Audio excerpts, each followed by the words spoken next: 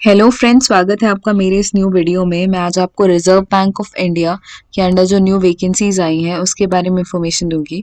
तो ये जो वैकेंसीज है वो है for the post of assistant और the total number of post is 950।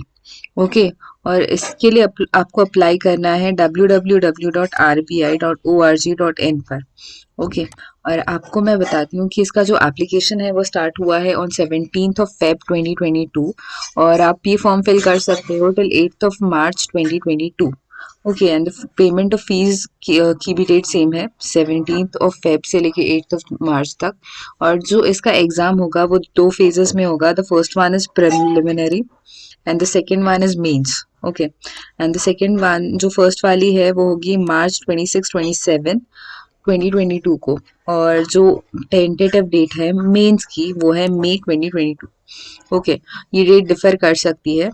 और अगर आपको इस पर्टिकुलर पोस्ट के लिए अप्लाई करना है तो आप ऑल ओवर इंडिया में कहीं से भी अप्लाई कर सकते हो and only Indians are eligible obviously.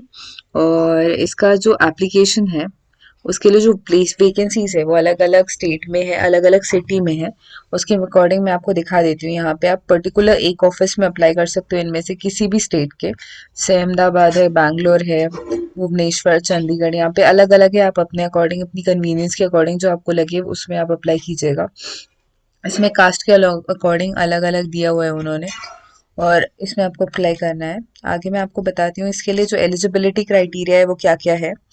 So eligibility जो है वो है कि आपका एज 20 to 28 ईयर्स के बीच में होना चाहिए। एंड अगर ज़्यादा स्पेसिफिकली बताया जाए तो 2nd of Feb 1994 से लेकर 1st of Feb 2002 तक आप बॉर्न होनी चाहिए इस पीरियड में। ओके। तो इसमें जो एज रिलैक्सेशन है वो SC ST के लिए अप टू 5 ईयर्स है। That is normal open candidate के लिए जो 28 ईयर्स का है वो टोटल SC ST के लिए 33 ईयर्स का हो जाता है। और OBC के लिए रिलैक्सेशन इज सिमिलरली 3 ईयर्स का है। एंड जो PWD के लिए वो है 10 ईयर्स का एंड 13 ईयर्स का अकॉर्डिंग टू कास्ट, वो आप देख लीजिएगा। एंड आगे का भी। And the educational qualifications that are required है कि आपका बैचलर्स डिग्री होना चाहिए, मतलब आपका ग्रेजुएशन कंप्लीट होना चाहिए with minimum 50% of marks in aggregate. Okay. And तो ये काफ़ी अच्छी अपॉर्चुनिटी है because basically the number of post is huge, that is 950 है। एंड बैचलर्स डिग्री तो हो ही जा सबकी हो चुकी होती है। स्कीम ऑफ सिलेक्शन जो प्री एग्जाम होगी वो होगी टोटल 100 मार्क्स की। उसमें तीन मेन ऑब्जेक्टिव्स होंगे, दैट इज तीन डिवीजन में होगा वो। The first is English language जिस पे 30 क्वेश्चन होंगे and the maximum marks is going to be 30। And जो टोटल टाइम दिया जाएगा वो है 20 minutes. And the second one is numerical ability जिस पे 35 क्वेश्चन होंगे, similarly 35 marks and the total time is 20 minutes. And the reasoning ability जो है उसमें 35 क्वेश्चन, 35 मार्क्स और 20 मिनट्स का टोटल टाइम मिलेगा इसमें भी। ओके। तो आप ये देख लीजिएगा कि मतलब कितने क्वेश्चंस है और कितने मार्क्स है। और उसके बाद मल्टीपल चॉइस का ही है ये भी, और मेंस एग्जाम भी मल्टीपल चॉइस ही है। और इसमें अलग अलग टाइप के क्वेश्चंस है। मेंस एग्जाम 200 मार्क्स का है। और इसमें जो टॉपिक्स है वो मैं आपको बता देती हूँ। The first one is test of reasoning. Reasoning में क्या है, 40 क्वेश्चन, 40 मार्क्स। फिर duration is 30 minutes. English language का जो है उसमें 40 क्वेश्चन, 40 मार्क्स। न्यूमेरिकल एबिलिटी जो है उसके लिए 40 क्वेश्चन, 40 मार्क्स। ओके। और 30 मिनट्स का टाइम है इसके लिए भी। और जनरल अवेयरनेस के लिए जो है वह 40 क्वेश्चन, 40 मार्क्स। लेकिन इसमें आप देखना कि 25 मिनट्स का ड्यूरेशन है which is lesser than the rest of the topics. और जो कंप्यूटर नॉलेज का है उसमें 40 क्वेश्चन, 40 मार्क्स एंड इसमें भी 20 मिनट्स का ड्यूरेशन है। The paper is going to be of 200 marks but then उसमें जो ड्यूरेशन है that is 135 minutes only. Okay. तो आपको प्रॉपर जो टाइम का मैनेजमेंट है उसके बाद वो करके आपको एग्जाम देना होगा। Okay. And the language proficiency test होगी आपका। उसमें आप जब प्री और मेंस क्लियर करोगे तो उसके बाद आपका जो शॉर्टलिस्ट होंगे कैंडिडेट्स उनका लैंग्वेज प्रोफिशिएंसी टेस्ट होगा। ओके। मतलब आपको बेसिकली ऑफिशियल लैंग्वेज आना चाहिए आप जिस स्टेट के लिए अप्लाई कर रहे हो। जैसे यहाँ पे स्पेसिफाई किया हुआ है कि अहमदाबाद का जो ऑफिशियल लैंग्वेज है वो गुजराती है, बेंगलुरु का है जो कन्नड़ा है, और भोपाल का हिंदी है। तो आपको इन पर्टिकुलर स्टेट्स में आप जहाँ पे जाओगे तो वहाँ की लैंग्वेज आपको आनी चाहिए। ओके। तो आप अकॉर्डिंगली नीचे भी देख लीजिएगा कि कौन से स्टेट के लिए कौन सी सिटी के लिए कौन सी लैंग्वेजेस एक्सपेक्टेड है। ओके। और जो कॉल लेटर है वो आपको मिल जाएगा आपके ओके, आपको डाउनलोड करना पड़ेगा, आपके ऑनलाइन आपको पता चल जाएगा उसके बारे में। एंड वन मोर थिंग कि जो नेगेटिव मार्किंग है वो होगी every like pre and mains exam में, और इसमें 1/4 मार्क डिडक्ट किया जाएगा for every wrong answer and 1 mark would be awarded for every correct answer. Okay, और मैं थोड़ा सा शिफ्ट हो गया, हाँ, pay scale, the main thing is pay scale. तो जो पे स्केल है वो स्टार्ट होता है ₹20,700 से लेके 55,700 तक। ओके, और अलाउंसेस आपको ऑब्वियसली इन्होंने स्पेसिफाई किया हुआ है कि आपको क्या क्या अलाउंसेस प्रोवाइड की जाएंगी। तो उसमें है कि डीएनएस अलाउंस होगा, house rent allowance, city compensatory allowance, transport allowance etcetera, मतलब आपको जो ज़रूरत होगी उस टाइम पे उस टोटल का अलाउंस आपको प्रोवाइड किया जाएगा। और जो अमाउंट है वो ग्रॉस मंथली जो अलाउंस का है वो जाएगा अराउंड 45,050 रुपीज़ तक। तो जो पैकेज है वो ह्यूज है, दैट इज़ एक्चुअली ग्रेट।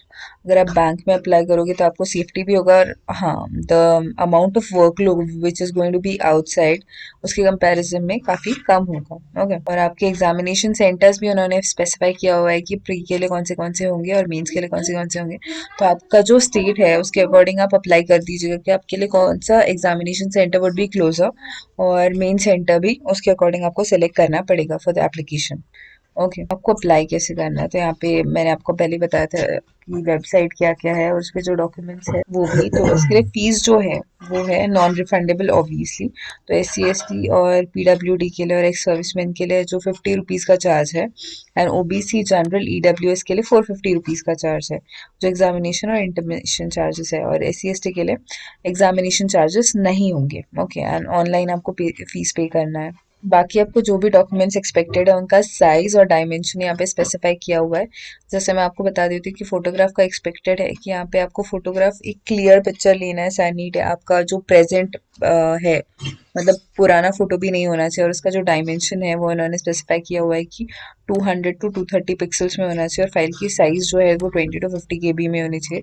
ये आप साइजेस सबके चेक कर लीजिएगा, इमेज के स्कैंड इमेज जो है, सिग्नेचर का जो है, सबका डिफरेंट डिफरेंट साइजेस उन्होंने स्पेसिफाई किया। जैसे सिग्नेचर के लिए उन्होंने 10 to 20 KB दिया है। सबका चेक करके उसके अकॉर्डिंग अपलोड कीजिएगा, so that it will become easy for you to upload all those documents without any problem. हाँ, और इसमें इन्होंने स्पेसिफिक फॉर्म्स दिए हुए हैं, देखिए यहाँ पे फॉर्म ए जैसे दिया है कि आप अगर एक सर्विसमैन है तो आपको ये फॉर्म देख के इसमें जो भी डिटेल्स है वो लेके फिर आपको अपनी अथॉरिटी से स्टैम्प वगैरह दिलवा के आपको ये अपलोड करना पड़ेगा। ओके, और सर्विंग पर्सनल होगा तो उनके लिए अलग फॉर्म है, फॉर्म बी है।